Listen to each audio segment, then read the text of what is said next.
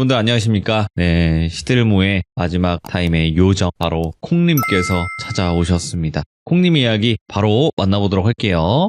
안녕하세요. 아이고, 콩님 반갑습니다. 반갑습니다. 네, 오늘도 찾아와 주셔서 항상 행복합니다. 아닙니다. 네, 고맙습니다. 자, 일단은 콩님 오늘 해주실 이야기가 일본에 네. 관련된 이야기가 될까요? 네, 오늘도 일본에 관련된 이야기가 될 겁니다. 거진 일본에서 참여하시는 것 같아요. 이 정도면. 언젠가는 일본에서 참여하는 시간도 가져볼 수 있도록 노력을 해보겠습니다. 아이고, 고맙습니다. 자, 그러면 오늘 이야기 바로 출발을 해보도록 하겠습니다. 렛츠가! 콩입니다. 콩이죠.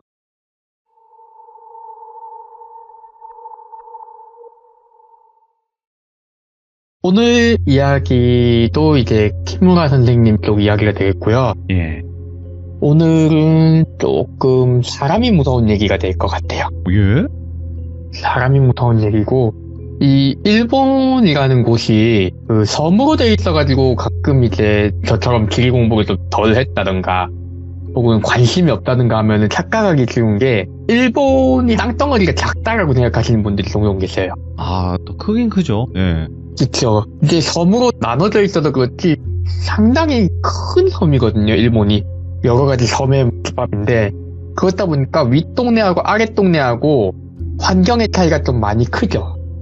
특히 이제 일본 중에서도 윗동네, 홋카이도, 삿포로 이쪽으로 가면은 고미 북해도 쪽은 좀 유명해요.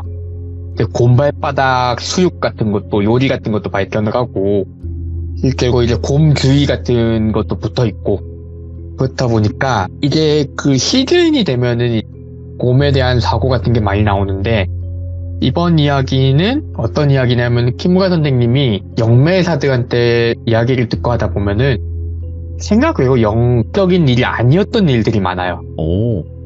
키무라 선생님이 전공이신 영적인 현상 같지만은 사실은 영적인 현상이 아니라 사람이 했다. 혹은 본인이 살고 있는 건물에 하자가 있었다.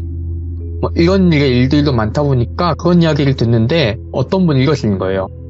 근데 사람도 무서운 사람 참 많다 하면서 이야기를 꺼내시는데 북해도 쪽에 어떤 여행을 갔던 사람이 있으시래요. 여행을 간 분이 계신데 이분이 젊을 때 여행을 갔는데 이분은 하마다 씨라고 할게요. 하마다. 이 하마다 씨가 북해도가 젊을 때 여행을 갔어요. 여행이 목적인 듯이 액티비티한 자연을 겪고 싶다. 오키나와 쪽도 내려가 봤고 여기 온천 같은 데나 도심지에 있는 산도 이제 후지산 같은 데나 이런 데도 올라가 봤고 하니까 조금 더 이제 겨울 느낌도 느껴보고 싶고 해서 이제 겨울 시즌을 맞이해가지고 북해도 쪽 올라가신 거예요. 숙소도 잡고 이런저런 액티비티 활동 공식적인 것도 찾아가지고 참여도 하면서 꽤 장기간을 잡고 이제 북해도에서 생활을 하시는데 한참 생활을 하다가 어느 날 어떤 남자분을 만났대요. 중장년층이라고 하죠. 중년은 넘었고 노년은 아니신 그런 분이 이제 청년이 되게 활동적으로 활동하신다. 요즘 사람들 뭐 컴퓨터니 주식이니 뭐니 해가지고 돈 버는 데만 눈이 멀어서 이건 자연을 많이 겪으려고 하지 않는다. 내가 그 청년이 이런 걸 좋아하는 거 보니까 너무 마음에 들어서 그런데 청년 혹시 산책로 같이 딱 정비된 길 말고 약간 야생 캠핑 같은 거 좋아하냐고. 좋아하죠. 이게 겨울에도 좀 산 같은 데를 체크를 해야 된대, 점검을. 이 역사 자격증을 가지고 계시거나 본인이 사유지가 있으신 분들은 겨울철이나 이럴 때도 눈이 너무 쌓이거나 혹은 야생동물들이 이제 음식을 찾아서 내려오거나 하는 거를 감시하기 위해서 이렇게 자체적으로 활동을 하신다더라고요. 그래서 내가 그런 약간 사유지가 있다. 그러다 보니까 이거를 순찰을 도는데 이게 정비가 된 길이 아니기 때문에 좀 액티비티한 느낌 많이 받을 거다. 요런 거 한번 경험해 볼래요? 권유를 해주시니까 좋다. 영감님 따라서 한번 가봅시다. 어르신 따라서. 하고는 가니까 뭐 간단한 설명을 들어보면 그런 거였대요. 이 영감님이 가지고 있는 산, 토지가 있는데 이 토지가 계곡 같은 것도 있고 하다 보니까 야생동물들이 많이 들어와서 이 토지를 통해서 아래로 내려와서 겨울에 이제 야생동물들이 민가에 좀 쓰레기통을 뒤진다든가 하니까 영감님이 한 번씩 이렇게 올라가면서 이제 덫을 놓는다든가 사람의 흔적을 남겨놓는다 해서 동물들이 내려오지 않게 겨울에 방지 작업을 한다. 겨울잠 자지 않는 녀석들을 쫓아낸다. 이렇게 하고서는 그렇군요. 그러면 이렇게 거의 하이킹하듯이 올라가겠군요. 그래서 설명을 듣고 만나가지고 올라가기로 했어요. 올라가기로 하니까 이분 따님이 같이 동행을 했대요. 위험한 일이 아니기 때문에 내 딸도 같이 갈 거다 하고서는 쭉 올라갔는데 이 자연 풍광이 너무 좋은 거예요. 삿포로 북해도 쪽은 눈이 상당히 많이 오는데 온 세상이 하얀데 이제 가지가 앙상한 나무들이 빽빽하게 나 있으니까 그게 마치 그림 같고 막 그렇게 있는데 너무 멋지네요. 어디까지 가나요 하니까 자네 왔으니까 괜찮으면은 조금 높이 올라가서 위쪽에 그 베이스 캠프처럼 쓰는 오두막이 하나 있다. 이렇게 된 거 자네만 괜찮으면은 오전에 여기를 조금 보고 중간에 한번 내려갔다가 오후 늦게 다시 올라가서 그때는 조금 속도를 내서 올라갈 거야. 올라가서 베이스 캠프에 가서 우리가 여기서 이제 좀 캠핑을 하듯이 하룻밤 지내보는 건 어떤가? 너무 좋죠. 사봉이죠. 그래서 이 하마다 씨가 너무 좋다고 하고 오전에 이렇게 덫 같은 거 이렇게 깔아둔다. 이런 데 깔아두면은 민가 쪽으로 막 가까이 내려온 애들은 쫓아내기도 어려우니까 더 깊숙이 내려오지 않게 덫에 잡아야 된다. 이런 자질구레한 설명도 해주시고 그렇게 듣고 오전에는 낮은 데 보고 이제 먹을 거하고 챙겨서 오후 늦게 그 오두막으로 올라갔대요. 오두막으로 올라갔는데 불을 지피고 따님하고 이렇게 막 먹을 것도 준비해가지고 먹고 하면서 얘기를 딱 하니까 어르신이 중간에 근데 젊은 총각은 뭔가 좀 짜릿한 걸 좋아하나? 짜릿한 거요? 어떤 짜릿함을 말씀하시는 걸까요? 제가 다이빙 같은 것도 좋아하고 그냥 위에서 풀쩍 뛰어내리는 거 말고 스쿠버 다이빙 그런 것도 하고요. 좀 익스트림 스포츠 같은 것도 해봤습니다. 그러니까 스포츠도 좋긴 한데 이 야생에서 느낄 수 있는 짜릿함이 있긴 해. 어르신은 어떤 경험을 해보셨나요? 하니까 막 멧돼지를 만났던 경험, 진짜 곰이랑 마주쳤던 경험 이런 걸 얘기해 주시는 거예요. 그건 진짜 무섭겠어요. 그렇지. 근데 그런 것들하고 마주치다 보면은 시간이 오래 지나면서 사람도 야생성이 깨어난다고. 사람도 막 이제는 경쟁심 같은 게 생겨. 이 자연을 향한 경쟁심이란 게 말이야. 생기를 돋아줘. 그래서 내가 이렇게 나이가 들었는데도 되게 정정하게 사는 거야. 이러면서 술 한잔하고 얘기하니까 어르신이 되게 말도 통하고 호쾌하시니까 기분이 좋아서 꽤 많이 마셨대요. 그러고는 나가서 이 화장실이라고 해야 될까요? 이 오두막 같은 데니까 실내에 화장실이 있는 게 아니라 바깥에 화장실이 있는 거죠. 바깥에 화장실이 있어가지고는 대충 이제 간이고 그냥 방수포 같은 것만 씌워놓고 굴파 놓은 그런 느낌인데 이제 화장실에서 심화령을 체험하고 있는데 눈이 높이 쌓여있고 그거 묵직한 게 봐서 뿌드득득 하면서 눈이 짓눌린 소리가 나잖아요. 뿌드득 하는 소리가 나더래요. 무슨 소리지? 뿌드득 하는 소리가 나는데 이게 주변을 맴돌고 있는 것 같아요. 뿌드득 하는 소리가 나고 조용해지더니 이 바람 소리가 하고 불잖아요. 평지하고 달리 산은 완전히 조용해지진 않죠. 겨울이면은 바람이 부니까 하고 바람이 부는데 바람 소리 살고 하는 숨소리가 들리더래요. 너무 무서워가지고 못 나가고 떨고 있었대요. 그러다가 안 되겠다고 저는 밖을 빼꼼 내다봤는데 곰이 있더래요. 근데 이 곰이 커다랗고 막 그런 곰이 아니더래요. 작고 성인 남성보다 조금 큰 정도? 작고 그리고 되게 말랐대요. 작고 마른 곰이라서 아이씨 괜히 놀랐네 하고서는 에이 조용히 이렇게 뒤로 가야지 이렇게 갔는데 이게 그 야생동물하고 마주쳤을 때 우리가 약간 그런 상식 같은 게 있잖아. 뭐 등을 보이면 안 된다 이런 상식. 자연스럽게 뭔가 어디선가 들었을 것 같은. 눈을 딱 마주치고 이렇게 뒤로 가는데 이 곰이 소리 내면서 울부짖으면서 막 앞으로 달려오더래요. 우와 하고서 뒤로 막 등을 보이면 안 된다도 모르겠고 그냥 막 도망을 간 거예요. 막 이게 미친 듯이 쫓아오더래요. 정말 한 20m도 안 돼 짧은 거리인데 미친 듯이 뛰어서 들어가려고 했더니 그 오두막 문을 발로 뻥 차고서는 그 어르신이 나와서 빵빵 하고 총을 쐈대요. 이게 근데 총을 허공에다 한 방을 쐈는데 안 도망치더래요. 곰이 입에서 침을 막 흘리면서 필사적으로 이제 달려와가지고는 거의 등 뒤까지 왔는데 어르신 총으로 곰을 쐈어요. 곰이 총에 맞고서는 정말 비명소리를 지르면서 꽁 하고선 비명소리를 지르면서 이제 산으로 다시 도망을 간 거예요. 빨리 들어와 하니까 빨리 들어갔는데 아이고 어르신 곰이 하니까 이게 정말 위험했다. 아이고 저런 곰이 벌써 다 내려왔네. 방금 그거 뭡니까 하니까 잘 들으시게 곰 중에서 제일 위험한 곰은 큰 곰이 아니야. 저렇게 삐쩍 마른 곰이 정말 위험해. 이 곰이란 생물이 동면을 하려면은 정말 곰의 겉 모양이 바뀔 정도로 많이 먹는데요. 옆구리와 겨드랑이의 구분이 안 될 정도로 진짜 완전 동그란 모양이 될 때까지 처먹는데요. 왜냐면은 그래야지 몇 개월 동안 굴 속에 들어가서 아무것도 안 하고도 나오지 않을 수 있으니까. 근데 곰 중에서도 작은 놈들이나 혹은 뭔가 병이 있어서 사냥을 해야 될 때 사냥을 못하는 놈들이 있다고. 그러면은 곰이 빼쩍 말라서 잠을 못 잔대요.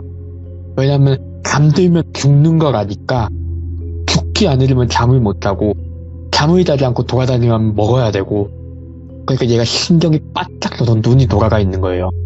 그런 곰을 방금 마주친 거 자네 정말 위험했다고. 그러고는 이 하마다치를 긴장 풀고 총을 맞았으니까 아마 저 정도로 쇠약해진 곰이면은 총을 맞았으면 얼마 안 돼서 갈 거다. 하늘나라 갈 거다.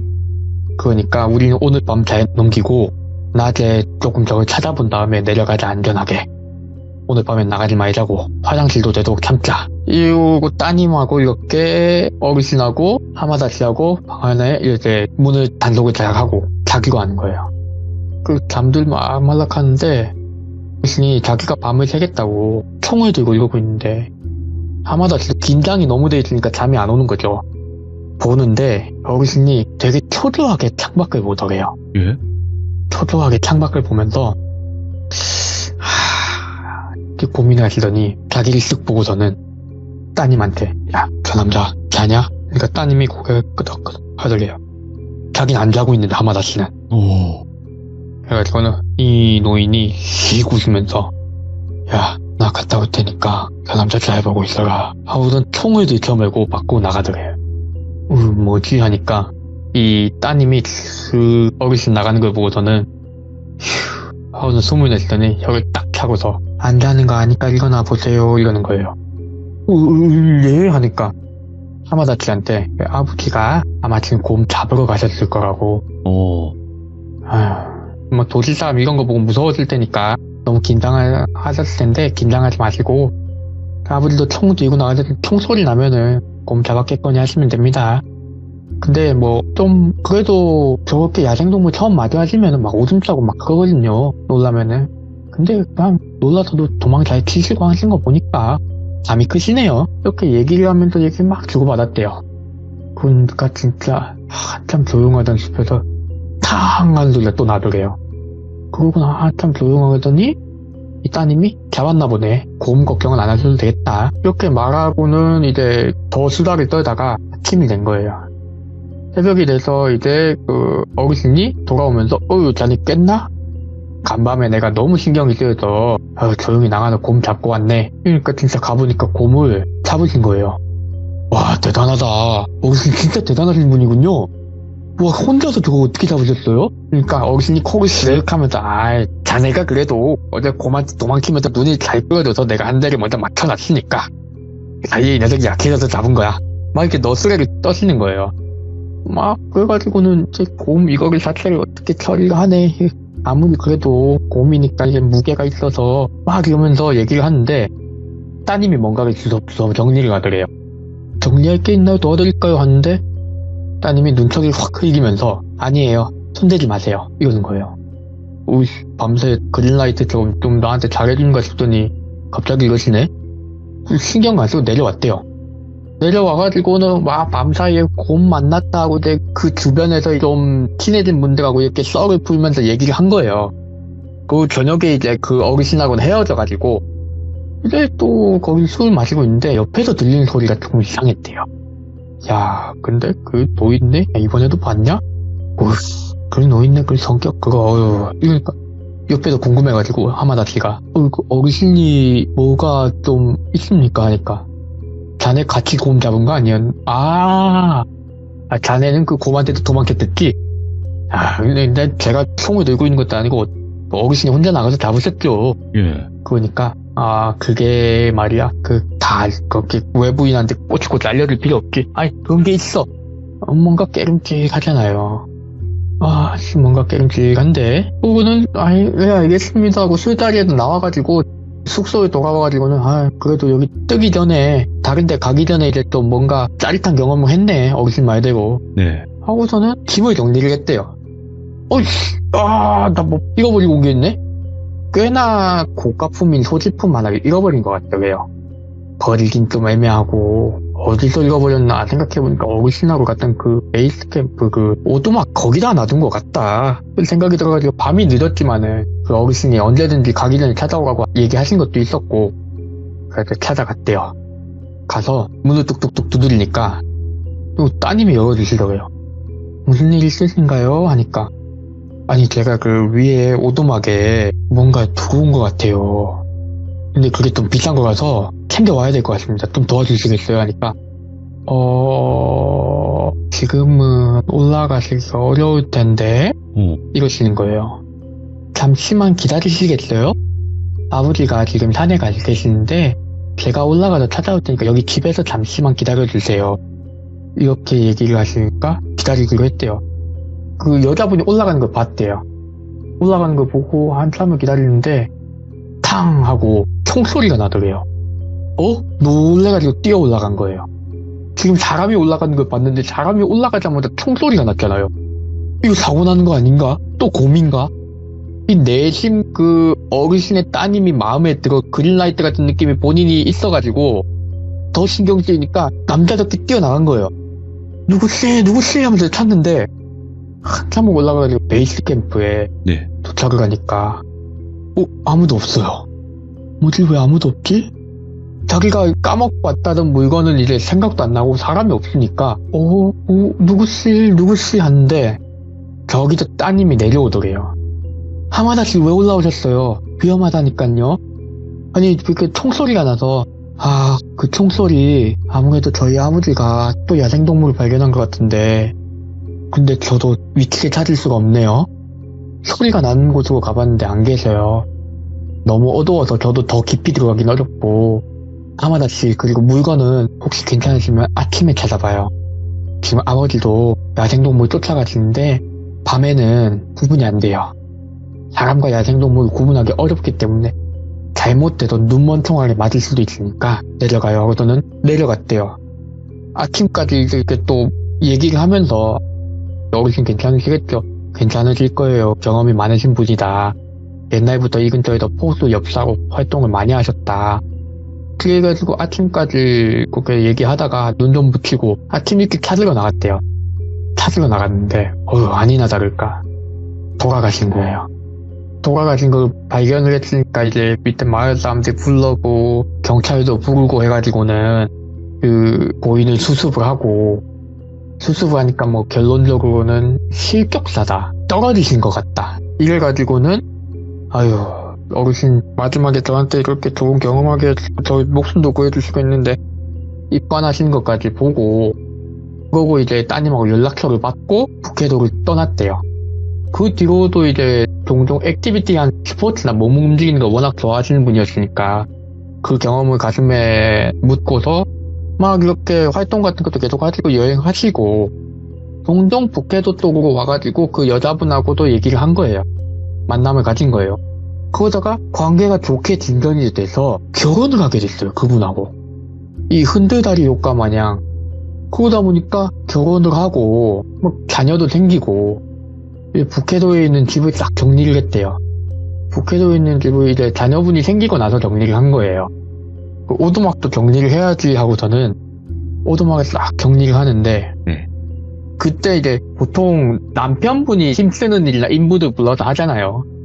아내분은 자녀분들 돌보고 계시고 이거 오두막 철거하는 거 인부 불러가지고 이게 쓰실 분 없다니까 철거를 깨끗하게 하자. 이 산도 이제 매각할 거니까 정리를 하는데 그 오두막 지하 쪽에 뭔가를 파묻은 적이 있더래요. 여기 땅 정리 다 됐고요. 이거 마지막으로 확인하고 내려오시면 됩니다. 뭐 인부님이 그러고 나서 마지막으로 어르신께서 여기도 하룻밤 재워주시고 그때 고만때도 구해주시고 아이고 장인 어르신 제가 따님하고 어떻게 연이 닿아가지고 그때부터 이렇게 좋은 인상 받았더니 이렇게 결혼까지 오게 됐습니다. 뭐 이렇게 매년 와서 인사드렸지만 이제 여기 정리해야 될 것 같아 마지막으로 인사드립니다. 이러고 빈 땅에서 이렇게 쫙 마음을 정리하고 있는데 오두막하고 다 치워버린 쪽에 뭔가 이상하게 그 자리만 좀 눈에 띄었대요.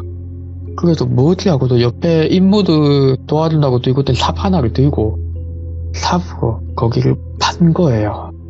파봤더니 다 썩어가는 야구 배트 같은 게 하나가 나와요. 이 야구 배트가 왜 여기 있지? 하고는 그거를 싹 들고 올렸는데 이 야구 배트 같은 게 몽둥이 대가리 부분에 벌게요. 벌같다기보다는 검은 거죠. 검붉은색. 에이 아니겠지. 이게 쓰레기 있는 데다가 딱 넣어놓고 일단 산하고 정리를 했으니까 그 부캐도를 다 처리를 한 거를 이제 돈으로 다 환산하고 돌아와서 이제 뭐 여느 때처럼 뭐 가족들끼리 화기애애하게 지내고 부부관계도 원만하고 하는데 자꾸 신경 쓰이더래요. 자꾸 신경을 쓰이는 게 그래가지고 슬쩍 물어봤대요. 아우 자기야 아버님 오두막 정리하는데 정리하면서 쓰레기도 다 치웠고 보니까 오두막 그 밑에 뭐 있었나? 하니까 뭐? 우리 거기 그냥 겨울에 그럴 때 하고 여름에나 이렇게 산 주변에 순찰 돌 때 그냥 쓰던 데인데 아니 그 정리를 하고 나니까 밑에 뭐가 파묻혀 있길래 꺼내보니까 이 야구바타 같은 게 나오더라고. 그러니까 야구바타? 모르겠다.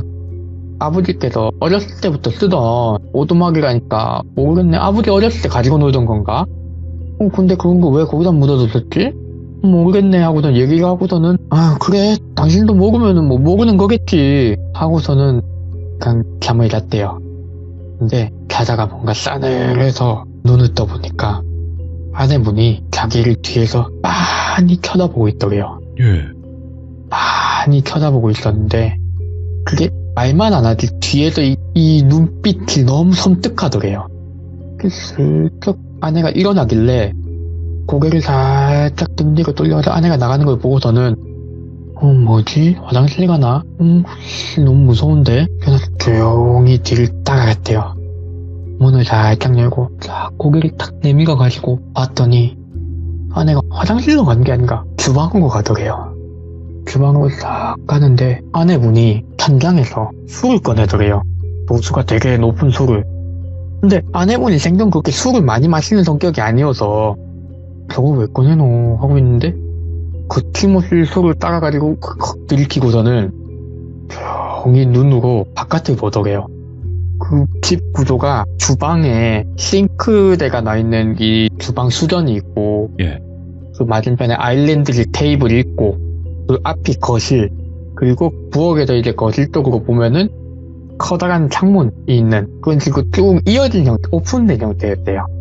요리를 하면서 이제 마당에서 애들이 놀고 있는 거 볼 수 있는 정도. 그 마당 쪽을 계속 쳐다보더니 슥 하고 손을 뻗어서 칼을 잡더래요. 칼을 딱 잡고서는 그 테이블 위에다가 양손을 딱 올리고 한 손에 술잔 한 손에 칼을 딱 잡고서는 밖을 슥 보는데 눈빛이 뭔가를 정확하게 노려보고 있더래요. 멍 때리는 눈이 아니라. 한참을 그렇게 쳐다보다가 갑자기 칼을 들고서는 마당으로 슥 나가더래요. 마당 문을 열고서는 밖을 쓱쓱 돌아보고서는 문을 닫고 다시 돌아오는데 눈이 마주쳤대요. 문 사이로 살짝 보고 있었대요. 집 안에 있는 복도로 나가는 문에서 살짝 보고 있었대요. 근데 그 좁은 틈을 보는 거 어떻게 알았는지 고개를 싹 돌리고는 자기? 하고도 부르더래요.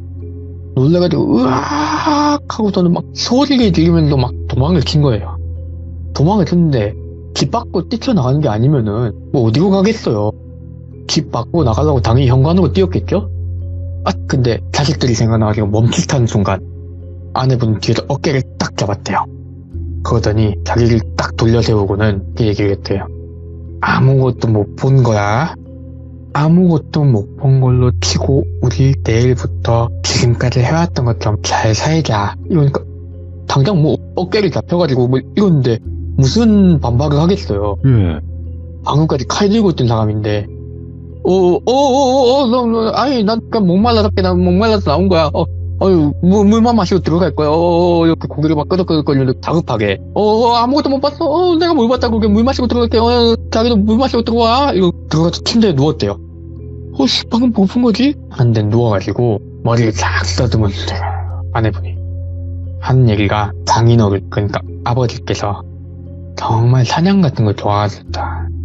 사냥 같은 걸 너무 좋아하셨는데 점점 더 큰 동물, 점점 더 사나운 걸 잡으시더니 이는 뭘 잡아도 만족을 못 하시더라.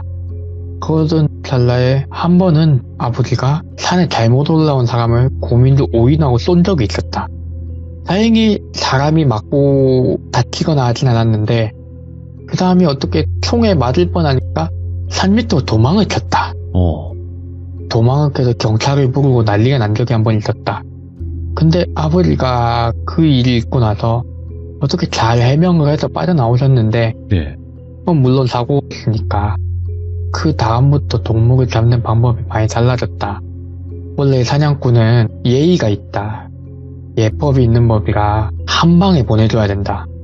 쫓아낼 것 같으면 호공을 쏘고 소리를 크게 내고 그리고 오지 말아야 될 곳 같으면 덫을 깔면 깔았지. 아버지는 그날 이후로 동물들의 팔다리를 쏘고 도망가는 거를 천천히 쪼여가듯이 잡는 거를 즐기기 시작하셨다. 그날 당신이 왔던 날 아버지는 그 곰을 잡고 나서 이때까지 저 곰이 있었으면 저만한 곰이 저렇게 약해질 때까지 혼자 있지 않았을 거다. 분명 한 마리가 더 있었겠지 하고도 산에 올라가셨다. 당신도 집에 있으라고 했던 것도 혹시나 당신이 총에 맞을까봐 그랬던 거였고 아버지를 찾아서 올라갔는데 아버지가 곰을 못 찾으시니까 너무 흥분하셨더라. 이 목표를 가지고 뭔가를 하기 위해서 사람이 행동에 나섰는데 그 행동의 목표를 이루지 못하고 흥분이 쉽지 않잖아요. 그런데 내가 올라가니까 아버지가 나한테 총을 내놓더니 어이구 딸이구나 하고서는 왜 올라왔나 묻더라. 그 밑에 그 사람 하마다 가는 사람 물건 잃어버린 거 있다고 해서 찾으러 왔대요. 아 그래? 하더니 아버지가 잠깐 생각을 하다가 허공에 총을 쏘더라. 허공에 총을 쏘고서는 나를 잡아당기길래 아버지 무슨 일이세요? 하니까 가만히 있어봐라. 가만히 있어. 아버지 말 들어. 이러니까 당신이 올라온 소리가 들렸어. 아버지 눈빛이 아무리 봐도 사냥을 나갈 때 그 눈빛이라서 나도 모르게 오두막에서 찾아온 그거 가지고 몽둥이가 아니라 아버지 뒤로 후려쳤다. 예. 아버지 멈추려고. 근데 아버지가 넘어지면서 발을 잘못 디뎌서만 돌아가셨다. 이렇게 얘기가 된 거예요. 이 긴장과 잠 사이에서 그 얘기를 듣고서는 이 여자가 무서웠지만 그래도 나를 위해 한 행동이 그렇게 무섭겠어. 칼 들고 서 있을 건 뭐야. 귀신이라도 본 건가? 하면서 마지막에 그 얘기를 했대요. 그때부터 아버지 유령이 모인다. 밤에 한 번씩. 오늘 당신이 그 얘기를 하니까 너무 심란해서 나가서 보니까 아버지가 나를 원망하는 눈으로 쳐다보고 있더라. 뭐 그렇게 얘기를 하니까 너무 무섭긴 한데 한편으로는 나를 지키려고 해서 그런 거니까 하는 생각도 들면서 차라리 그냥 목을 쩍하고 그러자. 일을 크게 번질 필요 없다. 애들도 키워야 되고. 그래가지고는 이 일을 이렇게 묻어두고 오랜 세월이 지났대요. 자녀분도 다 크고 이분이 이제 노년이 되신 거예요. 노년이 돼서 가지고는 우리는 이제 아내를 먼저 보냈다 이렇게 얘기를 하신 거죠. 김우아 선생님하고 이렇게 얘기를 해주신 그 영매사님이 그렇게 얘기를 들었다까지 가니까 오호호 그렇군요. 김우아 선생님도 그 영매사님한테 근데 이거는 뭐 영이 관련됐다기에는 좀 그렇고 조금 뒤숭숭하긴 하지만은 그렇게 무섭거나 큰 사건은 아니네요 했는데 네. 그 영매사님이 씩 웃으면서 뒷이야기가 없으면 나도 안 꺼냈지요 얘기를. 그 아마다 씨가 이 영매사를 찾은 이유가 따로 있다고. 아내분이 먼저 돌아가시고 나서 마을 사람들한테 들은 얘기가 있다고. 마을 사람들 듣기로는 얘기가 다른데? 근데 자기한테 얘기를 안 해주려고 하더라. 그래서 마을 사람들한테 막 술도 먹여가면서 얘기를 들었대. 예. 했더니 반전이 있었던 거죠. 사냥에 몰입을 한 거는 아버지가 아니라 따님이셨던 거예요. 그지. 어르신이 그 무리를 해서 사냥을 나가고 하는 거, 필사적으로 잡은 거 왜 그런지 아시냐? 그때는 이제 그 어르신 동년배분들은 다 돌아가셨고, 따님 동년배분, 이 하마다 씨도 이제 노년이 됐을 때니까 하마다 씨하고 그 따님의 동년배나 그 윗대 정도죠. 그 어르신 살아계셨을 때 당신이 젊은이였던. 그러니까 그분들은 이제 밤늦게까지 이제 하마다 씨가 있었던 술집 같은데 네. 그 어르신들이 많이 오고 외지인들이나 갈 법한 그런 구리구리한 술집보다는 좀 젊은이들 간 데 있었으니까 마주치지 못했었는데 이 하마다 씨가 이제 노년이 되고 마을에 왔다 가고 막 이러다 보니까 얘기가 튼 거예요. 당신이 그 누님이랑 결혼을 해서 딱히 큰 문제가 없으니까 긁어 부스럼 됐다고 얘기 안 했는데 예. 어르신이 무리를 해서 사냥을 나간 이유는 그 누님이 사냥을 못 나가게 하려고 한 거다. 어르신이 그 누님한테 사냥을 가르쳤는데 누님이 사냥에 소질이 있었다. 정말 천부적인 사냥꾼이셨다. 근데 너무 빠져서 너무 사냥을 자주 하고 너무 사냥감을 가지고 노는데 취미가 붙어버린 거야. 아버님께서 이거를 막다 맞다 안 되니까 애초에 아버님이 먼저 사냥을 나가서 그 누님이 건드릴만한 거 씨를 말려부었다. 그러다 보니까 어르신께서 마을에서 이미지가 좀 사납고 그런 것 같이 그렇게 이미지가 바뀌셨는데 예. 나 사실은 그 누님이 더 문제다. 아들도 다 컸고 누님도 돌아가셨으니까 되게 얘기하는 건데 그 어르신이 있잖아. 근데 얘기했더라고요. 우리 아버지가 얘기해준 거 나도 잘 모르거든. 그 어르신 사인이 실족사가 아니라더라. 그러면 실족사가 아니라 다리가 부러지고 뒤에서 누가 계속해서 쫓아가면서 때린 것 같다던데. 그러니까 실족사가 돼서 한 방에 뇌진탕이 된 게 아니라 온몸에 상처가 너무 많았다더라. 근데 가마다도 알겠지만은 야생동물한테 나가면은 타박상이 생기는 것 드물지 손톱으로 자상이 생기는 거 하지. 난 여기까지만 얘기할게 하고도 이 하마다 씨가 노년에 이제 영매사분을 부른 이유가 자기가 생각하기에 그게 자기 아내가 장인어른을 해친 것 같다는 생각이 들었대요. 그때부터 밤에 잠드는 게 너무 무섭고 아내가 그 아버지의 유령을 본다고 했던 게 기억이 나고 하면서 자기도 아내가 죽었음에도 불구하고 아내의 유령에 시달린 거예요. 진짜 유령이었는지 아니 환각이었는지 모르겠지만 그것 때문에 이 영매사분을 만나가지고 재령이나 테마 의식을 받았는데 그러고도 이제 쇠약해지셔서 금방 잡고 하셨다. 오유 그런 뒷이야기가 있었군요 하면서 이 이야기는 이렇게 끝이 났습니다. 와, 굉장히 흥미로운 이야기였어요, 이거. 네, 이게 들어보니까는 네. 저도 처음에 이 이야기를 키무라 선생님한테 이런 얘기 해준 사람이 있었다 하고 들었을 때는 곰 관련된 얘기겠거니 그쵸, 되게 그쵸. 되게 유명한 곰이 홋카이도 쪽인가 그쪽에서 되게 유명한 사건을 일으킨 곰이 있거든요. 네. 아 그거 관련 뭐 생존나 그런 얘기인가 했는데 그게 아니라 듣다 보니까 와 사람이 그건 너무 무섭더라고요. 그럼요. 이게 보통 이야기가 아니잖아요, 애초에. 그쵸. 가족끼리 뭐 이런 건 상상도 못하죠, 오히려. 그쵸. 뭔가 학대가 있었다든가 그런 것도 아니고 순전히 본인이 거의 빠져서 네. 그렇게 가족을 해치고 그 자기 남편한테까지 숨긴 이야기가 되는 거죠. 그러니까 이게 보니까 그 사냥을 했을 때 나오는 무언가가 있을 거 아니에요. 그 호르몬 자체가. 그렇다고 하더라고요. 네. 야, 이건 진짜 무섭네요. 오늘 콩님께서 일본의 또 무서운 사람에 관련된 이야기를 이렇게 들려주셔서 다시 한번 감사드리고 앞으로 콩님의 이야기는 감사히 듣도록 하겠습니다. 감사합니다. 아유, 좋은 밤 되십시오. 네, 고맙습니다. 네, 수고하셨습니다. 네. 웬만해서는 우리 시청자분들이 이야기를 들으시면서 뭐 추측을 한다던가 아니면 뭐 미리 맞춘다거나 이런 경우들이 있는데 이거는 반전의 반전으로 맞춘 분들이 거의 없었네요. 예, 그 정도로 와 이렇게 또 섬뜩하면서 흥미로운 이야기가 있었구나 라는 걸 알 수 있었듯이 우리 시청자분들도 또 한 번 더 내가 뒤통수를 맞은 것 같다. 좀 이런 느낌을 많이 받으신 것 같습니다. 여러분들도 콩님의 이야기를 아직 안 들으신 분들이 분명히 계실 거라고 생각을 해요. 그래서 돌비 콩이라고 검색하면 재생 목록이 따로 있으니까 꼭 들어보시길 바라겠습니다. 감사합니다.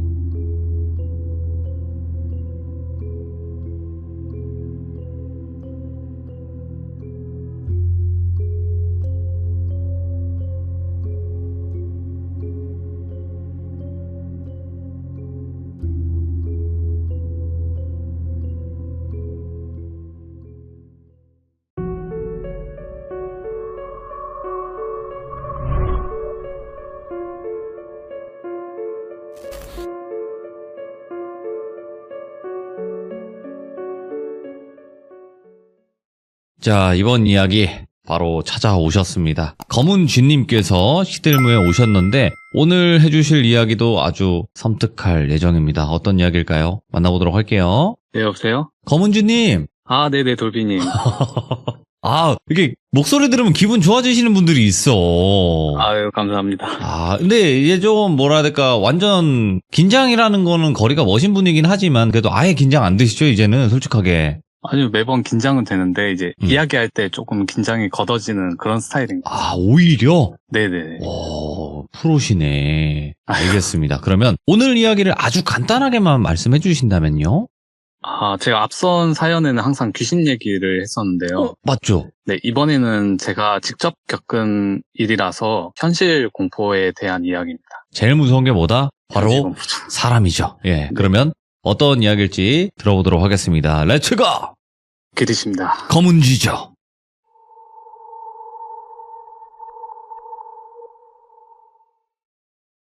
일단 이야기하기에 앞서서 누가 저한테 너 좀 특출나거나 뛰어난 게 뭐냐 이렇게 물어보면 저는 그나마 하나 내세울 수 있는 게 관찰력이랑 추리력이거든요. 예. 뭔가 사람이라든가 행동 이런 걸 잘 관찰해서 저 사람이 저럴 것 같다 하면 맞는 경우가 많았어요. 물론 뭐 그걸로 사람을 온전히 판단하진 않지만 그런 추리력과 관찰력으로 인해서 생겨난 일이고요. 그리고 오늘 제가 이 이야기는 꼭 제목을 좀 붙이고 싶은데 이 이야기의 제목은 사실은 밝혀지지 않으면 사실이 아니다입니다. 오, 예? 일단 이야기에 들어가 보자면 제가 어렸을 때 왜 주변에 시골 중에서도 얘는 진짜 깡시골에 살았다 이런 애들 있잖아요. 네. 그게 저였어요. 제가 정말 시골에 살았는데 이 이야기가 되는 배경에 대해 설명을 드리자면 일단 제가 거기에 살았을 때는 아파트가 뭔지 잘 몰랐고 인터넷도 없었어요. 도시로 이사하기 전에 그 삼촌이 두고 간 컴퓨터가 하나 있었는데 그 옛날에 스타크래프트 있었잖아요. 지금도 있어요? 네, 지금도 있는데 예. 그때 이제 인터넷이 안 되니까 예. 인터넷이 안 되면 캠페인만 할 수 있거든요. 아, 싱글. 네네. 컴퓨터가 지뢰찾기랑 그것만 하는 그런 도구인 줄 알 정도로 예. 외부 세상이랑 좀 잘 모르고 살았어요. 그리고 집은 한옥집에 화장실이 따로 있었어요. 밖에 따로 있는데 심지어 그 화장실이 푸세식이었어요. 그래서 저는 어렸을 때 요강도 많이 사용해봤거든요. 다들 아시겠지만 저 어렸을 때 그때 역대급 공포였던 이제 전설의 고향을 보고 나면 절대 밖으로 화장실을 못 가거든요. 그럴 때 이제 요강동 쓰고 했는데 제가 이제 나이가 30대 초반인데 제 나이 또래 애들 중에서 뭐 푸세식 화장실이나 요강 써본 사람 물어보면 거의 없더라고요. 그래서 동네가 워낙 좁다 보니까 저 같은 이제 꼬맹이들은 지나가는 어르신들 보면 무조건 인사를 했어요. 네.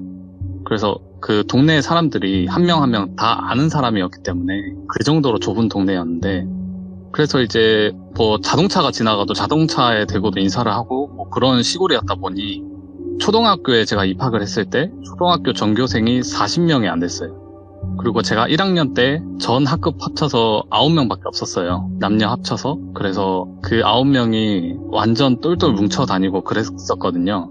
그래서 뭐 지금 보면 징그럽다고 이렇게 생각되는 뭐 뱀이라던가 황소개구리 이런 거 잡고 다니고 심지어 뭐 수업 듣다가 뱀이 자주 나오거든요. 그럼 이제 선생님이 여자 선생님인데 뱀 좀 갖다 버려라 하면 이제 막대기로 머리를 치면 뱀이 기절을 잘하거든요. 그래서 뭐 그렇게 하고 뭐 여자애들한테 장난도 치고 막 그랬어요. 그러다 보니까 이제 수업이 끝나면 한 4-5명 정도는 거의 매일 무조건 운동장에서 뭐 경찰과 도둑을 한다거나 아니면 뭐 산에 올라가서 논다거나 그렇게 노는 게 일상이었어요. 근데 이제 옆 동네에 지금 생각해보면 좀 정신적으로 정신지체를 앓으신 형이겠구나 싶은데 네. 꼭 그런 거 있잖아요. 동네에 한 명씩 있는 바보형 있잖아요. 아, 동네 바보 형들이 있었죠. 예. 네네. 그런 형이 한 분 계셨어요. 그래서 그때 당시 저를 포함한 애들이 다 꼬맹이들이잖아요. 그래서 이제 그 형한테 가서 뭐 바보다 바보 하면서 그 형을 놀리기도 하고 그 형이 이제 살이 쪘었는데 네. 그러다 보니까 얼굴이 정말 달덩이 같았어요. 그래서 그 애들이 그 형을 호빵이 형이라고 불렀어요. 아, 호빵이 형. 뭐 그러면 안 되지만, 놀리면 안 되지만 애들이니까. 예. 그죠. 그때 당시 이제 호빵이 형이 또 인기였잖아요. 그래가지고 호빵이 형이라고 불렀는데 엄청 그렇게 심한 장난은 치진 않았는데 뭐 지나가다가 호빵이 형이 보이면 호빵이 형 메롱 하고 뭐 도망을 간다든지 네. 뭐 그런 식으로 하면 이제 호빵이 형이 되게 어수룩한 그 뜀박질로 오른손을 들고 막 으하 하면서 쫓아오면 이제 막 웃으면서 도망치는 그 정도의 장난이었어요. 물론 그때 호빵이 형이 이제 진지했어요. 그래서 그때 제가 어렸지만 그런 행동을 한 거에 대해서 지금은 잘못된 행동이라고 생각하고 반성하고 있습니다. 근데 제가 같이 다니던 이제 3명에서 4명 무리는 그 정도의 장난만 쳤는데 유독 2학년 형들 중에서 한 형이 정말 심하게 장난을 쳤어요. 이 형을 이제 제가 사이코패스의 앞자리를 따서 사페 형이라고 부를게요. 아, 얼마나 그랬길래. 예. 이 형이 그것만 문제가 아니라 거기 동네 사람들은 이제 모든 사람의 가정 형편을 다 알고 있거든요. 그래서 제가 그 사페 형 집 가정 형편도 알고 있었어요. 아버지가 안 계시고 어머니가 아들 하나, 딸 하나 키우는 가정이었는데 심지어 그 딸이 제 그 같은 반 친구였어요. 그래서 그 딸은 되게 똑똑하고 MBTI로 치면 대문자 T라고 하죠. 그 기질이 다분했었는데 참 그래도 마음이 따뜻한 친구였거든요. 근데 이 사페 형이 문제인데 그때 당시에 그런 표현이 없어서 지금 와서 이제 사이코패스라고 표현하는데 그 기질이 정말 다분했어요. 애들이 가끔 다니면서 그 황소개구리 잡아다가 이제 뭐 불 피워서 뭐 뒷다리 구워 먹고 막 그렇게는 했었는데 그건 이제 먹으려고 그랬던 거고 그 형은 그런 생각으로 잡는 게 아니라 황소개구리뿐만 아니라 뭐 벌레, 뱀 이런 걸 잡아서 괴롭히는 데 굉장히 치중이 돼 있었어요.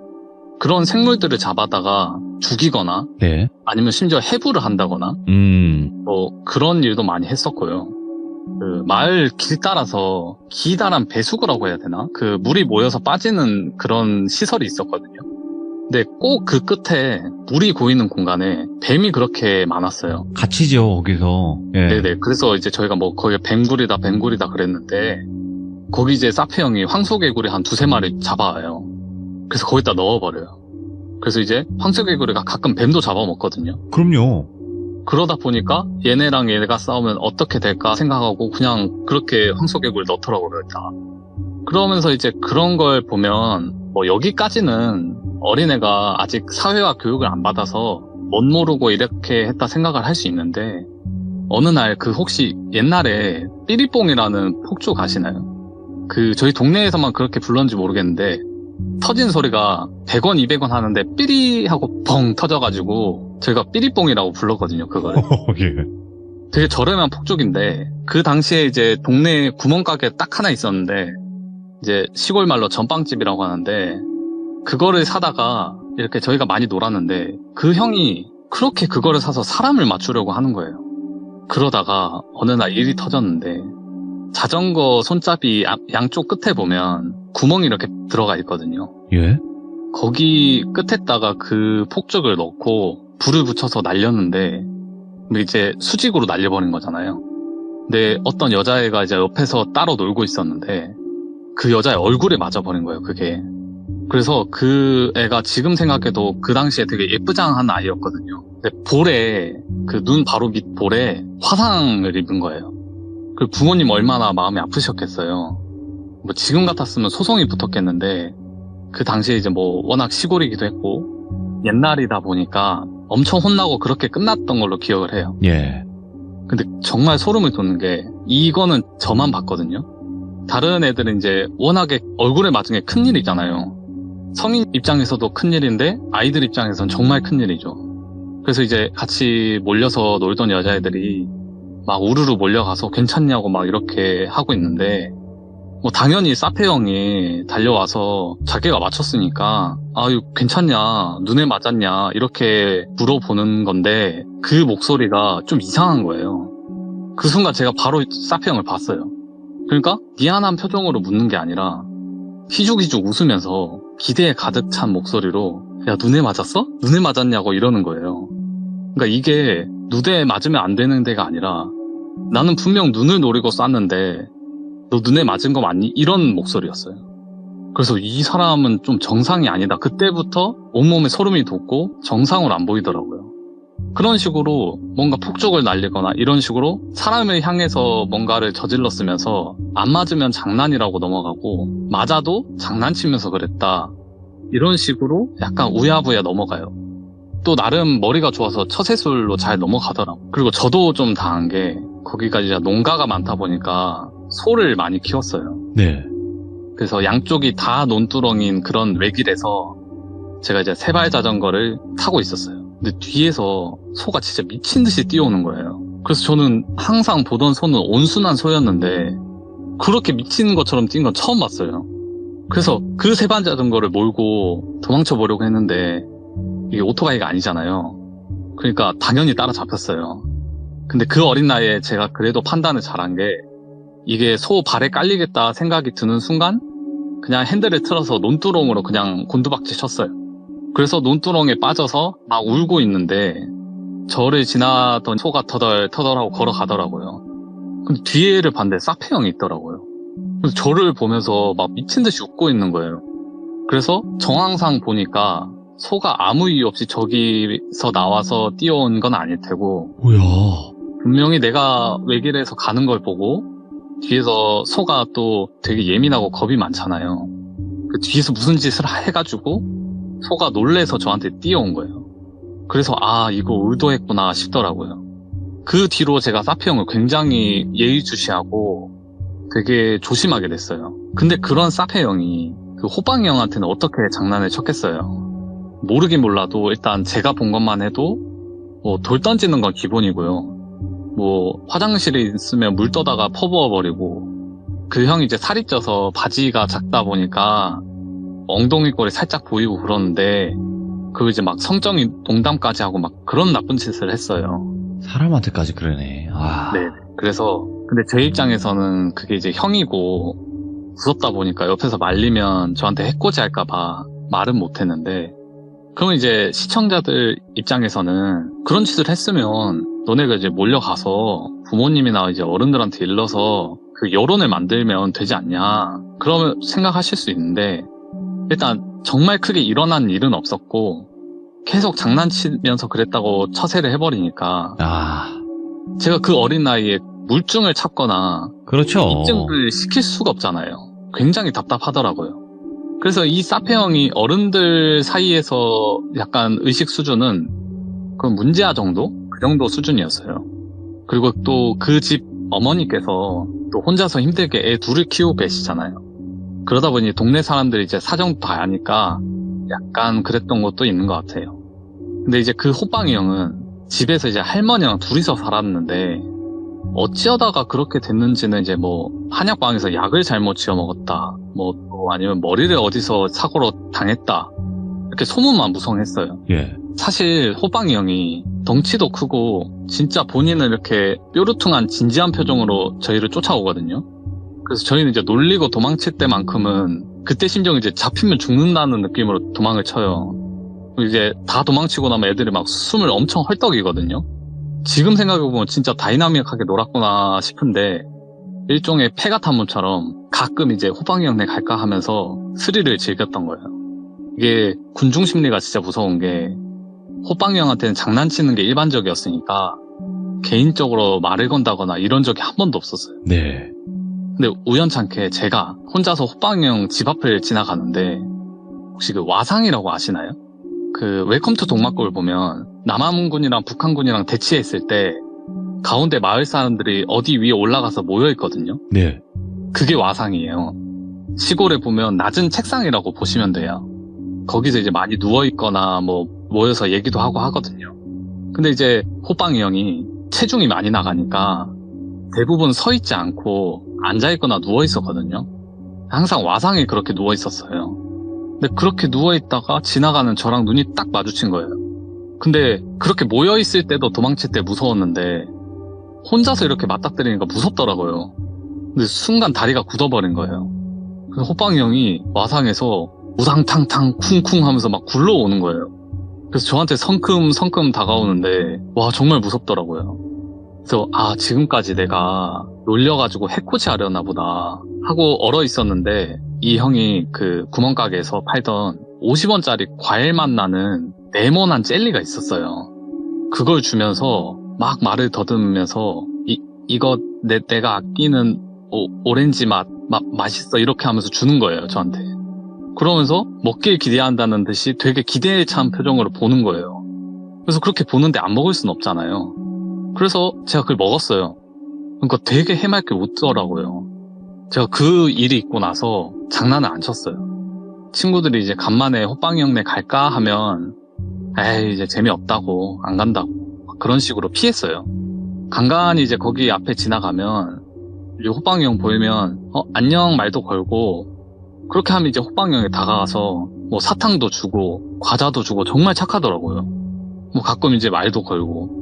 저는 이제 그거를 그 후에 알아버렸으니까 그 전에 알 수 없는 게 맨날 장난만 치고 도망가 버리니까 호빵이 형 입장에서 말할 기회가 없던 거예요. 근데 어느 날 이제 학교 끝나고 운동장에 놀고 있었는데 그 사페 형이 어머니께 혼이 난 건지 아니 뭐 굉장히 기분 나쁜 일이 있었는지 눈에 도끼가 바싹 올라 있더라고요. 와 그래서 이 형 진짜 오늘 건들면 뭐 일 치르겠다 싶었어요. 그래서 최대한 안 건드리고 이제 친구들끼리 경찰과 도둑하면서 놀았어요. 근데 그 사페 형이 벤치에 앉아있다가 갑자기 씩 웃더니 일어나서 어딜 가는 거예요. 근데 제가 뭔가 감이 정말 안 좋은 거예요. 그래서 그때 당시 꿀보직인 경찰과 도둑에서 도둑을 포기하고 제가 그 형 뒤를 따라갔어요. 근데 아니나 다를까 주변에서 나무 막대기 하나 주워 들고는 호빵이 형네 집으로 향하더라고요. 그래서 와 오늘 뭐 일 나겠다. 어른들한테 말을 해야 하나 싶더라고요. 그래서 저는 그 막대기로 이제 호빵이 형을 두들겨 패겠구나. 조마조마하면서 숨어서 지켜보면서 따라갔어요. 그래서 저 호빵이 형을 때리는 순간 내가 저 사이코패스 다 까발릴 거다 이런 생각으로 보고 있었죠. 그 호빵이 형 그래도 착한데 저렇게 괴롭히는 건 사람이 아니다 싶었던 거죠. 나름의 마음속에 죄의식도 있었고. 근데 이제 제 생각과는 다르게 호빵이 형 내 집 앞에 뚝 서더니 호빵이 형 나와봐 나랑 어디 가자 이러는 거예요. 그래서 몇 초가 지났을까 호빵이 형이 굉장히 의아하다는 표정으로 나오더라고요. 본인은 맨날 놀림당하고 돌 맞으면서 그러고 있었는데 이렇게 불러주는 게 처음이었어요. 근데 이제 거리가 꽤 멀리서 제가 바라보고 있었기 때문에 그 외의 대화는 들리지가 않더라고요. 그래서 둘이서 뭐 중얼중얼 대화를 주고받는데 갑자기 학교 뒷산으로 가는 거예요. 제가 그때 좀 예상을 해보니까 뒷산에서 불놀이 하자 그런 얘기였을 것 같아요. 뒷산에 잔돌이 많아가지고 그 잔돌들을 이렇게 모아놔서 그 안에서 이제 불장난을 많이 쳤었거든요. 그러니까 놀자고 하니까 뭐 착한 호빵이 형은 얼마나 좋았겠어요. 자기한테 이제 뭐 상대해주는 사람도 없었는데 그 괴롭히던 친구가 와서 놀자고 하니까 그냥 멀리서도 와 신이 나서 그냥 가더라고요. 근데 이제 저는 당연하게도 저 형이 뭔가 있다. 큰일이 나겠구나 싶었어요. 저 사페 형이 도대체 뭔 짓을 하려고 저렇게 착한 척까지 하면서 호빵이 형을 데려가나 싶더라고요. 그래서 뭐 잠복수사 요원 마냥 뒤에 숨어서 쫄래 따라갔어요. 근데 일종의 책임감을 좀 느꼈던 것 같아요. 호빵이 형이 아무리 정신이 반쯤 나갔다 해도 저희가 맨날 괴롭혔잖아요. 그래가지고 쉽게 안 나왔을 텐데 제가 어떻게 보면 처음에 그 물꼬를 튼 거잖아요. 과자도 받고 인사도 하면서 아 얘네가 장난만 치는 게 아니라 나랑 놀기도 하겠구나라는 걸 제가 텄잖아요. 그러다 보니까 제가 일종의 책임감도 좀 느꼈던 것 같아요. 그래서 둘이 학교 뒷산에 오르더니 둘이서 돌을 모아가지고 아니나 다를까 동그랗게 이제 불 피울 털을 열심히 만들더라고요. 그리고 이제 뭐 나무나 지푸라기 이런 거 꺾고 와서 불을 붙이고 되게 그때 꼬맹이들이 했던 불장난이 저희들 사이에서 이제 불똥별이라고 그 플라스틱이 녹으면 이게 녹으면서 불이 붙고 툭툭 떨어지잖아요. 이제 불똥이 밑으로 툭툭 떨어지니까 그걸 불똥별이라고 막 하면서 그걸 그냥 보면 재미가 있어요. 그러고 놀았는데 이제 둘이서 그러고 놀고 있더라고요. 아니나 다를까. 근데 사페 형이 이제 그걸 유심히 이렇게 보다가 어느 순간 갑자기 그 불똥을 호빵이 형 얼굴에 툭 던져버리는 거예요. 그래서 얼굴에 맞았으니까 호빵이 형이 뒤로 자빠지더라고요. 그래서 막 하면서 얼굴을 감싸쥐고 아파하고 있는데 그 불똥을 옷 위로 이렇게 떨어지긴 했지만 그 촛농 떨어뜨리듯이 몸에다가 계속 이렇게 떨어뜨리고 있더라고요. 그러면서 굉장히 막 즐거워하면서 그걸 지켜보다가 제가 안 되겠다 하면서 말릴까 생각을 하다가 제가 그때 덩치가 작았고 그 사페 형은 그 나이 또래에 비해서 덩치가 컸어요. 그래서 내가 가면 도움이 안 되겠다 싶어서 빨리 내려가서 그래도 내가 빠르니까 어른들을 데려와서 이거는 현장 체포를 하자 싶었어요. 그래서 정말 빨리 뛰어 내려가고 있는데 한 3분 정도 내려갔나? 근데 갑자기 그 호빵이 형이랑 사페 형이 있던 쪽에서 아 하면서 비명소리가 들리는 거예요. 아 큰일 났다. 이거 내려갔다 오면은 저거 뭔가 둘 중 하나는 어떻게 돼 있겠다 싶더라고요. 그래서 이 작은 몸뚱아리라도 뭐 어떻게 해보자 하면서 옆에는 짱돌을 하나 짚고 막 뛰어 올라가기 시작했어요. 근데 저 멀리서 그 가려진 풀숲 사이로 뭔가 툭 튀어나오는 거예요. 그러더니 멀리서 저를 발견했나 봐요. 그러더니 야 도망가! 쓱 병신 아니야 이러고 뛰어가더라고요. 그래서 저를 지나쳐서 쑥 지나갔어요. 눈치채셨겠지만 도망쳐 오는 게 호빵이 형이 아니라 사페 형이었어요. 그래서 저는 그 자리에서 상황 판단이 안 되는 거예요. 뭐지? 왜 저 형이 도망을 치지? 이러면서 보다가 아 호빵이 형을 어떻게 하고 나서 둘러대고 도망가는 건가 싶더라고요. 그래서 제가 또 뛰어가려고 하는데 또 거기서 뭐가 툭 튀어나오는 거예요. 근데 거기서 호빵이 형 나오는 거예요. 근데 그 모습이 이때까지는 뭐 되게 어수룩한 표정으로 이렇게 쫓아오는 거였다면 정말 정자세로 달리기를 하면서 손에 무슨 몽둥이 하나를 들고 미친 듯이 뛰어오더라고요. 아니 근데 저를 노려보고 뛰어오더라고요. 그래가지고 아까 당황해서 생각을 못했는데 사페 형 이마 쪽에서 피가 흐르고 있었거든요. 그때 그걸 인식하고 아 이게 도대체 무슨 상황인지 하면서 달리다가 거기 잔돌이 정말 많다고 했잖아요. 제가 그 잔돌을 밟고 잘못 밟아가지고 발목을 접지르고 대구대구 굴렀어요. 근데 그렇게 구른 상태로도 살고 싶어가지고 이제 도망치려고 막 하는데 발목이 아예 잘못됐는지 절대 못 뛰겠더라고요. 뒤를 살짝 돌아봤는데 항상 바보 같은 표정의 호빵이 형이 얼굴이 완전히 일그러져서 저를 쳐다보고 오더라고요. 제 그때 체감상 그 미친소가 쫓아올 때보다 무서웠어요. 아 이대로 꼼짝없이 잡히겠다 싶은 찰나에 어디서 강아지 짖는 소리가 들리는 거예요. 그 당시 시골은 정말 개판이다 싶을 정도로 개가 많았어요. 물론 저희 집도 강아지를 한 마리 키웠었는데 뭐 크지도 않은 발발인데 그게 사람 말을 정말 알아듣는 것처럼 똑똑하고 그때 당시 한 5년 정도 키웠어요. 근데 이제 한 100m 거리 밖에서 저희 발소리만 들어도 주인인지 알아요. 그 정도로 똑똑했는데 얘가 이제 시골 강아지들은 다 이제 풀어놓고 다니거든요. 근데 어디서 놀다가 제가 산에 올라가는 걸 발견을 한 것 같아요. 제 주위에서 이제 서성거리면서 놀고 있었는데 막 비명소리가 들리고 하니까 왔던 거예요. 이 친구가 발발이다 보니까 일반적인 웰시코기보다 작은 채 보였거든요. 그렇게 용맹하게 그 호빵이 형 앞을 가로막으면서 바지가랑이를 막 물고 잡고 뜯고 하더라고요. 제가 그래서 저리 가라고 도망가라고 다친다고 막 소리를 질렀어요. 근데 제 말이라면 진짜 껌뻑 죽으면서 잘 듣던 강아지가 말을 안 듣더라고요. 그러니까 이제 그 호빵이 형이 휘두르던 막대기에 그 뒷발을 맞아서 캥 소리를 내더라고요. 아 그래서 안 되겠다. 저러다 강아지 죽겠다 싶어서 발을 절면서 가서 제가 그 호빵이 형을 온몸으로 잡아버렸어요. 그러더니 뭐 어디 껌 떼듯이 떼가지고 저를 밀치면서 어깨를 꽉 붙잡는 거예요. 와 근데 그 힘이 이건 뭐 사람이 아니라 곰새끼인가 싶을 정도로 힘이 정말 세더라고요. 그러더니 사정없이 어깨를 흔들면서 야 이 빨 그만한 새끼 어디 갔어? 너 어디까지 봤냐? 다 봤냐? 이러는 거예요. 말도 더듬거리지도 않고 어눌한 발음은 전혀 없었어요. 그래서 제가 눈물 콧물 범벅이 된 상태로 고개만 절레절레 흔들었어요. 그러더니 그렇게 참았는데 저 새끼 진짜 사람 새끼가 아니네.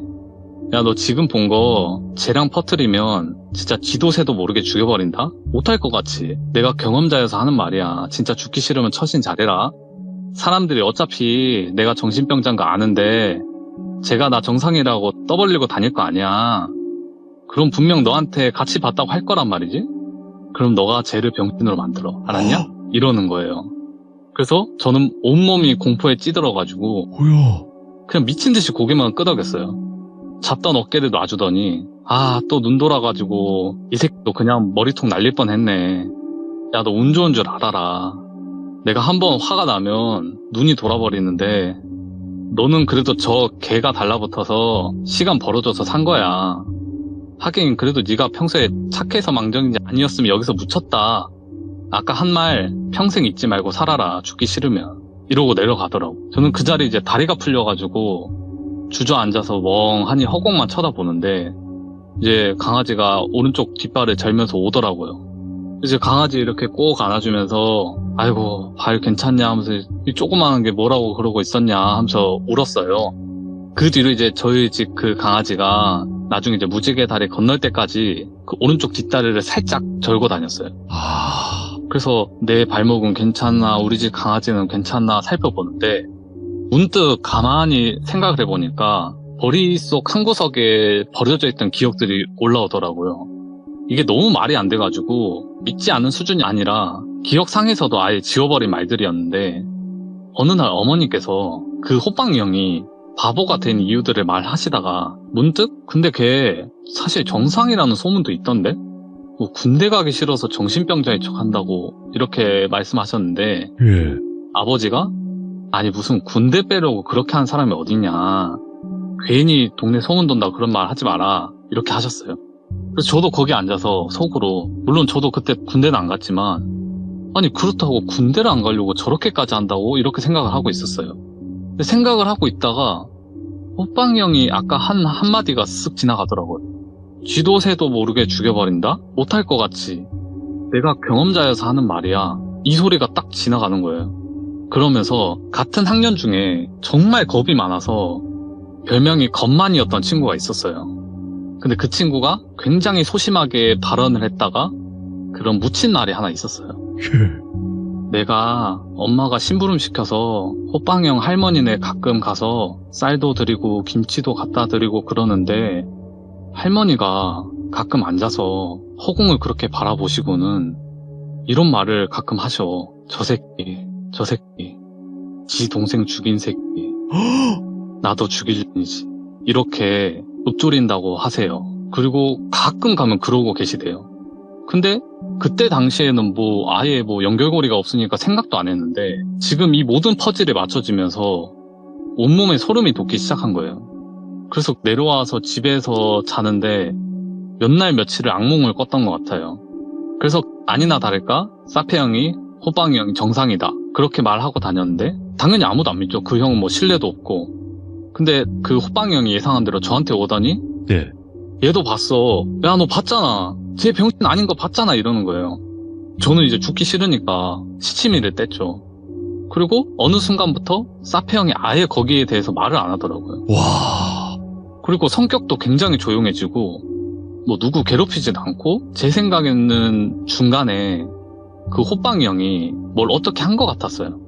그래서 솔직히 말해서 호빵이 형이 저 때 허세로 저렇게 말을 했는지 아니면 진짜로 무슨 일이 있었는지는 잘 모르겠는데 사실 믿겨지지가 않아요. 호빵이 형이 착하다고 믿고 있었고 이제 과자를 주면서 웃는 모습 그런 거를 다 봤잖아요, 제가. 그래서 정말 이게 착각인가 싶었던 생각이 진짜 바보였다가 화가 나면 저렇게 되나 생각을 했는데 실제로 그런 정신병이 없잖아요. 그래서 특히나 제가 아예 갓난아기 혹은 그 태어나기도 전에 일이었던지 그 호빵이 형이나 그 할머니에 대한 소문? 그런 게 없어요. 할머니가 거기 살고 계셨는데 어느 순간 호빵이 형이 거기 와서 살았고 다만 실제로 호빵이 형 아래 동생이 있었는데 애가 몸이 약해서 죽었다는 소리는 제가 들었어요. 그래서 감히 최악의 상황을 추측을 해보자면 호빵이 형이 분노 조절 장애가 있었고 그걸로 인해서 동생을 어떻게 때리다가 동생이 잘못돼서 뭐 그걸 어떻게 한 건지는 모르겠지만 그 사실을 숨기기 위해서 이 깊은 시골에 도망와서 미친 사람인 척을 하고 살았던 게 아닌가 하는 추측을 해봤어요. 아, 예. 이제 그 일이 있고 나서 저는 몇 년 후에 이사를 가게 돼요. 네. 이사를 가다 보니까 이제 거기 일은 거의 잊고 살았어요. 그렇겠네요. 예. 근데 가끔 이제 제가 뭐 거기에 대한 추억이 많다 보니 성인이 되고 나서 뭐 차도 있겠다. 가끔 거기 시골에 찾아가요. 학교는 폐교가 되어가지고 아예 뭐 다른 용도로 쓰고 있고 가끔 호빵이 형네 집 앞도 지나가요. 네. 어머니께 듣기로는 거기 할머니가 아직 살아 계시는지 잘 모르겠다 하시더라고요. 예. 호빵이 형은 일단 중간에 할머니를 두고 또 어디로 이사를 갔다고 들었어요. 네. 그 뒤 소식은 잘 모른다 하더라고요. 근데 제가 한 몇 달 전에 다녀왔는데 그 집이 그대로 있어요. 할머님은 병원에 계신 건지 뭐 요양병원에 계신 건지 잘 모르겠지만 집은 아예 비어있고 그 오랜 시간이 흘렀는데도 그때 트라우마가 있어서 그런지 이 나이가 먹도록 정말 무섭더라고요, 그게. 그래서 이 이야기가 이렇게 끝이 나는데 사실 이 이야기의 제목을 호빵이 형과 사페 형 뭐 이런 식으로 지으려고 했어요. 근데 곰곰이 생각을 해보니까 과연 제가 공포를 느꼈던 주체가 호빵이 형이나 사페 형일 수도 있겠지만 지금 성인이 돼서 좀 곰곰이 생각해보니 네. 그 어린 나이에 이 시골에서 내 말이 과연 통할까? 아니 통하더라도 해결이 될까? 쉬쉬하면서 넘어가진 않을까 하는 그런 무력감이었던 것 같아요. 그게 진짜 무섭긴 하죠. 예. 그래서 그런 시골에는 공권력이 쉽게 닿지 못하잖아요. 네. 법적으로 소송도 잘 안 걸고 그러다 보니 그 어린 나이에 나름 머릿속으로 조합을 해보니 이런 심각한 사건이 있었는데 근데 심지어 그 사람은 우리랑 같이 살고 있는데 예. 그거를 내가 어떻게 할 수 없을 때 그 공포감. 그래서 제가 지은 제목이 사실은 밝혀지지 않으면 사실이 아니다. 그렇지. 이렇게 주제를 정했습니다. 이게 그런 게 예. 있어요. 이게 말씀해 주신 게 좀 와닿는 게 뭐냐면 우리가 사실을 아무리 이야기해도요. 이게 뉴스에 안 나오면 안 믿어버려요. 이게 그렇죠. 어떤 공중파 매체 거기에 딱 완벽히 이 이야기가 나오지 않는 이상은 잘 안 믿으려고 그래요. 사람들이. 제가 그래서 예. 좀 약간 그런 사건들이나 이런 거 보면 예. 이때의 영향인지 몰라도 예. 그런 걸 보면서 좀 가슴이 먹먹해지거든요. 네. 그게 아마 그런 것 때문이 아닌가 생각을 합니다. 야, 숨이 막힙니다. 검은주님. 아유, 감사합니다. 아니, 도대체. 아니, 이야기 하실 때마다 숨을 못 쉬게 하시면 어떡해요? 아유, 아닙니다. 아니, 잠깐만.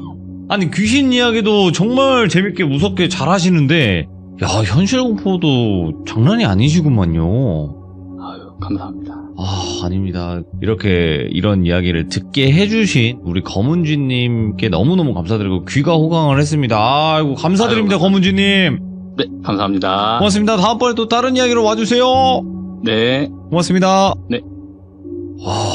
근데 저도 아까 이야기 들으면서 느꼈던 거는 사페가 나쁘고 무서웠던 걸까? 아니면 그 호빵이 형이었을까? 했는데 그 위를 보신 거예요, 검은쥐님. 그냥 그 시대의 그 시골이라는 뭔가 그 카르텔. 뭔가 내가 얘기를 해도 사람들이 아니라고 해버리면 그 이야기는 사실이 아니게 되고 이상한 사람으로 몰아갈 수 있는 그 시골에 카르텔이 있는데 와 근데 전부 다 무서웠어요. 저는 호빵이 형도 무서웠고 여러분들의 생각은 어떨지 한번 댓글로 꼭 남겨주시길 바라겠습니다. 감사합니다.